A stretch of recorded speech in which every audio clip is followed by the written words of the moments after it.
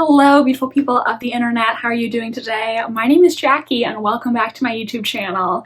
In this video, I'm going to be talking about all the TV shows and movies that I watched recently. I do not have a lot of shows and movies I want to talk about today, but it has been a few months since I watched some of these, so I want to review them before I just completely forget my thoughts. So let's just dive right into it. First, and perhaps most significantly, I binge watched all 3 seasons of Sanditon on Masterpiece PBS. And objectively speaking, I feel like this show is not good. But I kind of liked it. Anyway, it's like Bridgerton, but without the offensive sexual assault bits. This show is an adaptation of Jane Austen's unfinished novel Sanditon that basically takes the bits of the story she wrote and runs off with them in a soap opera-esque dramatic direction. The main character, Charlotte, has been raised in the country as part of a large family in a farming community, but one day this couple's carriage gets into an accident near their home, so her family takes the 2 of them in and they start talking to Charlotte about this developing seaside resort town called Sanditon, and they invite her to basically join their family and come to Sanditon, giving her her first taste of Regency high society life. Of course, in Sanditon, she's going to meet all kinds of interesting people and possibly fall in love. I mean, come on, we all know she's gonna fall in love. This is a Jane Austen adaptation. Like, I love Jane Austen, so I really had been wanting to watch this show. I missed season 1 when it came out, and I heard, some things about it that made me less excited to watch. I feel like I can just go into specifics, right? This whole show is over, and I feel like everyone who wanted to watch Sanditon has watched it by now, but basically in season 1, Charlotte's love interest is played by Theo James, but Sanditon was originally only meant to be a 1-season long show, so when it got renewed for another season, Theo James was like, yeah, I can't return, I'm busy. So his character is out and a new love interest is in. And that originally is why I put off watching this show, because I was like, well, I don't really want to get invested in a romantic relationship for 8 to 10 episodes only for him to get killed off screen. But I did end up finally watching it because I honestly was like, listen, Jackie, you are a Jane Austen fangirl, and yet you haven't watched Sanditon. Like, what's wrong with you? You need to watch Sanditon. And honestly, I wasn't even that upset about Theo James's character dying because he kind of sucked. I kind of didn't like him, so that worry was unfounded in the end. This show has so many problems, and yet I kind of enjoyed it. Like I said, it has that Regency romantic escapism of Bridgerton, but without the problematic bits that I hated. So all in all, this was a really fun show if you don't take it seriously, because there were so many times the plot just went in a ridiculous direction. I laughed my ass off in one scene where basically one of our characters, she realizes that she is in love with this man who is in the local militia. So she shows up at their camp ready to tell him, I want to be with you, only to find out that they all packed up and left.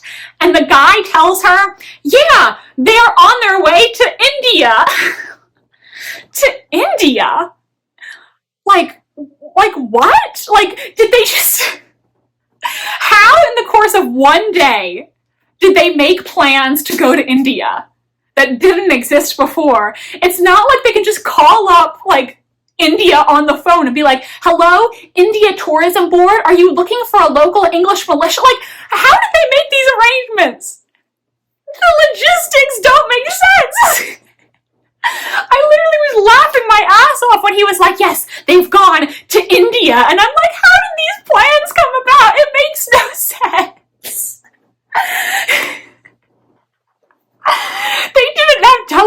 they didn't have the internet. Like, literally this time yesterday, they were not planning to go anywhere, and now all of a sudden they've all packed up and gone to India. It doesn't make any sense. Sanditon is a comedy, truly, because there are just so many moments in this show that are kind of ridiculous, but I liked it anyway. Like, the suspension of disbelief is so high. You know, Charlotte, she grew up in this rural farm life, and yet she's insanely educated and knows all this stuff about the world and poetry that I just don't believe a girl from her circumstances would know. There's an instance where she decides to become a governess, and her sister is like, oh my god, Charlotte, you cannot become a governess. Like, that's so beneath you. And I'm like, no, it's not. She is a farm girl with no connections and no status. Becoming a governess might be a step up for her in the world. But okay. And just frequently, I feel like the characters in this show are talking like 21st century people. I feel like in terms of their view of the world, it's not really true to the Regency mindset. And to a certain extent, that's okay, because, like, obviously a lot of people in the past held really racist, sexist, homophobic, etc. views, and nobody wants to root for people who believe that sort of thing. So to a certain extent, I do think it's good to modernize your historical fiction characters, but the people on the show have a much more modern view of marriage than an actual Regency person would, because marrying for love is a relatively new ideal. For so many centuries, love was not the driving force of a marriage. Not to say that Mrs. Bennet was right, but she did have some points. So this show really pushes a message of like, oh no, you can't marry someone you don't love. But that's not really what people in that time believed. Like, obviously it's great if you can find someone you love, but women in this time period, you know, they needed to marry someone to secure their future. And I just don't feel like the characters really, like, were true to the actual Regency mindset, because marrying for love was a luxury that most women back then could not afford. So there were many instances where the characters say things, and I'm like, that line is clearly written by a 21st century person with 21st century ideals. That's fine, I guess, but it's not historically accurate. Like, at all. I guess all this to say, Sanditon was a trip.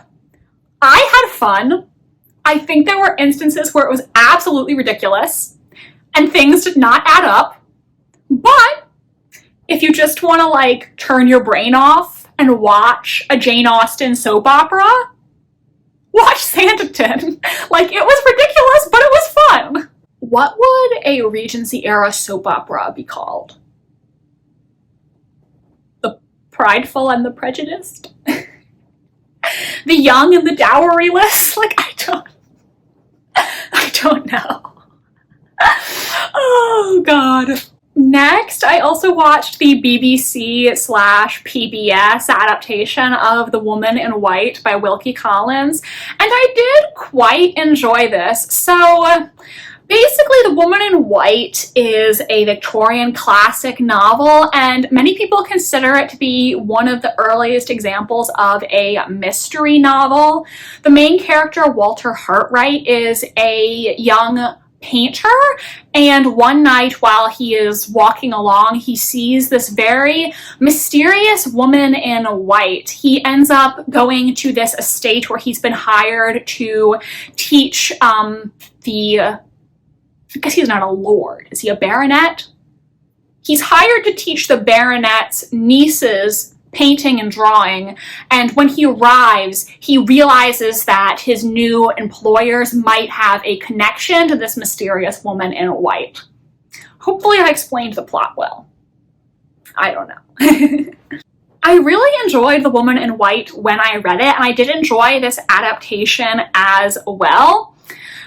Wilkie Collins does receive a lot of praise because he's considered to have a more sophisticated view of women than a lot of men did in the Victorian period, because so often when you read Victorian classics written by men, they have these female characters who fit into the, as they call it, angel in the house character type, where basically she's beautiful and sweet and kind, and she really has no ambition in life beyond getting married, having children, taking care of her husband.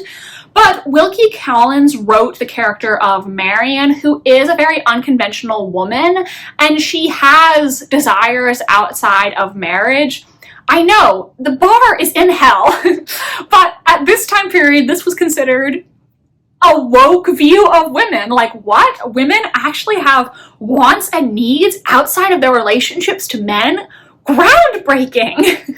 And The Woman in White does contain some early feminist themes, talking about, you know, how marriage in this time period could be oppressive for women, and they were really at the mercy of their husbands in many ways.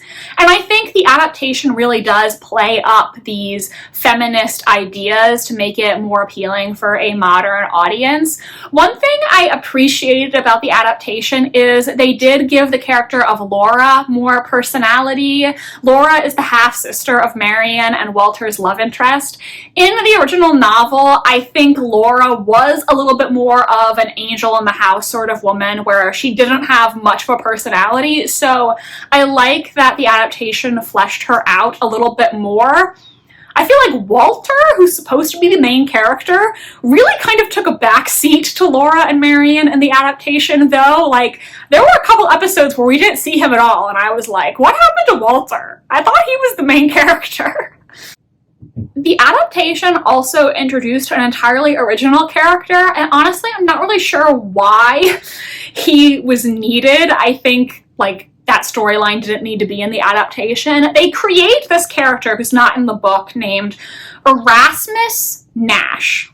That name is really hard to say because they have sort of a similar sound in the middle there. But Mr. Nash is a solicitor who basically gets involved with the mystery going on in the book, and we see him investigating it. In the book, Walter really fills that role, and The Woman in White is considered to be a very early example of the amateur sleuth archetype. So I don't really know why the adaptation got rid of that plot element or to introduce this original character. I didn't dislike him, but I felt like it wasn't entirely necessary.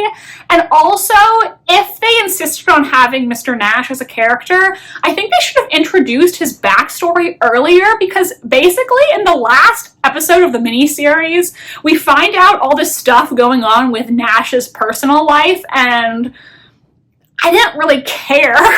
Like, I think if they wanted to make that an emotional moment, then they should have threaded it throughout the storyline instead of introducing it all at the end. So I didn't really care for that, but all in all, I think this was a pretty good adaptation. Oh, the other thing I did not like about it, Count Fosco is not bombastic enough.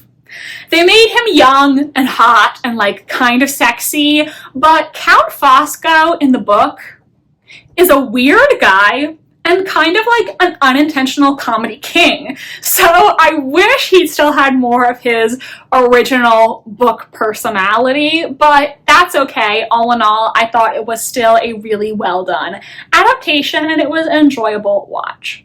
Then I watched the Amazon Prime adaptation of Daisy Jones and the Six. I all in all really enjoyed this as well.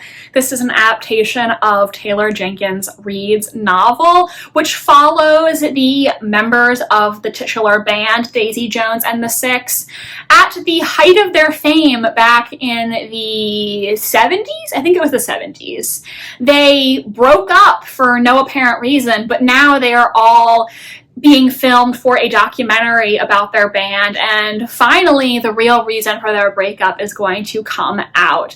I thought this was a well done adaptation, and I loved being able to actually hear the fictional band perform. Obviously, you know, music is a huge part of the story, and in a physical book you can't hear a performance, so it was really fun to actually see the band perform and hear the songs. They did change a lot of the lyrics from the original book. I know some people were upset about that, but I thought the music was all in all pretty good. Some of them were kind of bops, actually. Like, I had some of these songs stuck in my head while I was watching this show.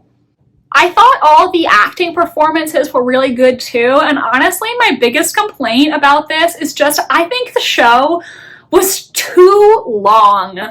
It really did not need to have as many episodes as it did, and there was a certain point where I was just ready for the show to be over. I think they dragged the storyline out a bit too much, and it honestly, like, probably just needed 6 episodes max. I think they overstayed their welcome a little bit, and there were some episodes that really were just not interesting in my personal opinion. Honestly, so Daisy Jones and the Six was picked up as a mini-series, and The Seven Husbands of Evelyn Hugo, another Taylor Jenkins Reid book, is going to be made into a film, and I honestly think they should have been reversed. I think Daisy Jones and the Six should have been the film, and Evelyn Hugo should have been the mini-series. So I think this series was too long, and I'm worried that the Evelyn Hugo film is going to be too short. I feel like mistakes were made, but we'll see, you know. All in all, I did like the show. I just think it did not need to be as long as it did, and I'm very nervous for the Evelyn Hugo adaptation. Like, excited, but also nervous, because don't do my girl Evelyn dirty. Like, I want this to be a quality film, not cutting corners. Anyways, that's a tangent. Let's move on to the next. Next, I watched the show called The Law According to Lidia Poët, and I really enjoyed this show, you guys. My mother and I binge watched it together in 3 days because we just were really into it.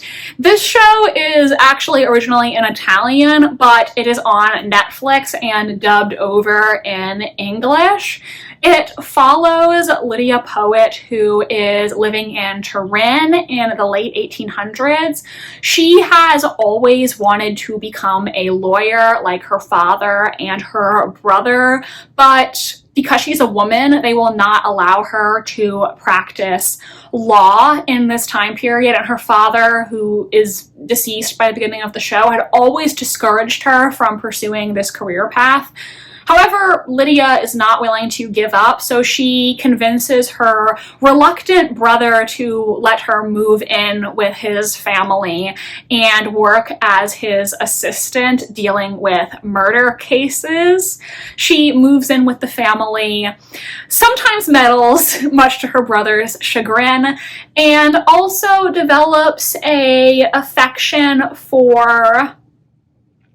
He's not really her brother-in-law. He's her brother's brother-in-law, like the brother of her brother's wife. Complicated, I know.